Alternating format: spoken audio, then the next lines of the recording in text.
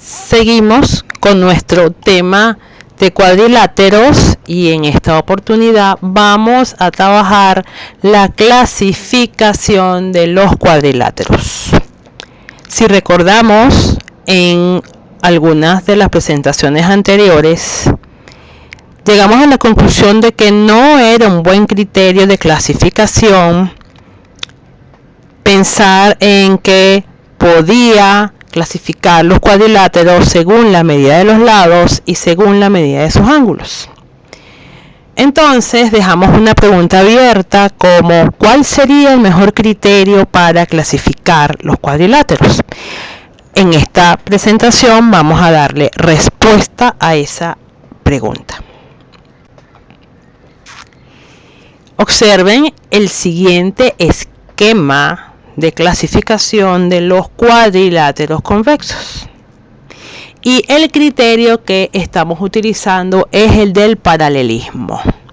Como ya tenemos 4 lados en la figura y además podemos hablar de lados opuestos de la figura del cuadrilátero, entonces podemos utilizar el criterio de paralelismo. Pero entonces, imposible pensar que los 4 lados sean paralelos. Allí no tendría cuadrilátero. También es imposible pensar que podemos tener 3 lados paralelos y un lado secante. Tampoco tendría cuadrilátero.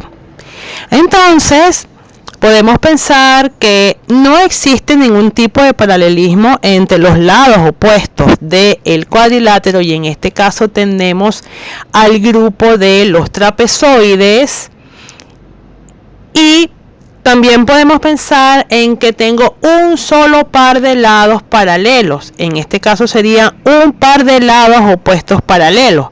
El otro par de lados no sería paralelo. Entonces allí hablamos del grupo de los trapecios y finalmente podemos hablar del paralelismo 2 a 2, es decir, lados opuestos paralelos o, dicho también de otra manera, paralelos 2 a 2. En ese caso tenemos el grupo de los paralelogramos. Y eso es lo que muestra la figura que tenemos en pantalla o el esquema que tenemos en pantalla. El grupo de los trapezoides donde hay 2, el asimétrico y el simétrico, el grupo del trapecio donde podemos internamente clasificarlos en trapecio, escaleno, rectángulo e isósceles y en el grupo de los paralelogramos que allí tenemos el rectángulo, el rombo y el cuadrado.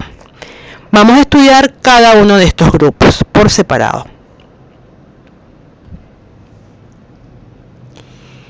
En el caso de los trapezoides, es decir, que no hay paralelismo entre los lados del cuadrilátero, tenemos básicamente 2 figuras. Tenemos el trapezoide asimétrico, que es ese cuadrilátero, ese trapezoide, que los lados son de diferente longitud, no hay paralelismo y además no hay ejes de simetría. Por eso es que se llama trapezoide no simétrico. Y tenemos el trapezoide simétrico, que justamente sí tiene un eje de simetría, que es la diagonal principal, la diagonal más larga del trapezoide. En este caso, la diagonal BD. Ese sería el eje de simetría porque divide a la figura en 2 triángulos congruentes. El romboide queda dividido en 2 triángulos congruentes que son los triángulos ABD y el triángulo CBD. A partir de la congruencia de esos triángulos se puede demostrar también entonces que esa diagonal mayor o ese eje de simetría biseca a los ángulos ABC y ADC. Y también se puede demostrar que esa diagonal mayor o ese eje de simetría es la mediatriz de la otra diagonal del romboide. Es decir, en este caso BD es la mediatriz del segmento AC, de la diagonal AC. Todas estas propiedades que acabo de enunciar son demostrables, es decir, son teoremas y en el curso los vamos a demostrar. Si pasamos al grupo del trapecio, el trapecio lo definimos como ese cuadrilátero que tiene un par de lados paralelos. Ese par de lados paralelos, que en este caso son AB y CD, son los que llamamos las bases del trapecio. Ahora bien, si tenemos rectas paralelas, es decir, lados opuestos paralelos, en este caso las bases del trapecio, si recordamos una de las propiedades que se forman entre las paralelas cortadas por una secante, allí uno de los teoremas que demostramos es que los ángulos internos del mismo lado de la secante son suplementarios. Como esa propiedad se cumple aquí en esta figura, entonces tenemos que los ángulos en A y en D son suplementarios y los ángulos en B y en C son suplementarios. Ahora bien, si nos metemos con el trapecio isósceles, recordemos que isósceles significa que tengo dos lados de igual longitud. Entonces, los lados obviamente no paralelos en este caso son iguales. Los lados no paralelos son iguales. A partir de esa característica, entonces podemos demostrar que los ángulos en la base mayor son iguales. Y los ángulos en la base menor también son iguales. Y también podemos demostrar que las diagonales de este trapecio isósceles son iguales, es decir, AC y BD son iguales. Repito, los ángulos en la base mayor, es decir, el ángulo en A y el ángulo en B son congruentes, y el ángulo en C y el ángulo en D, que son los ángulos en la base mayor,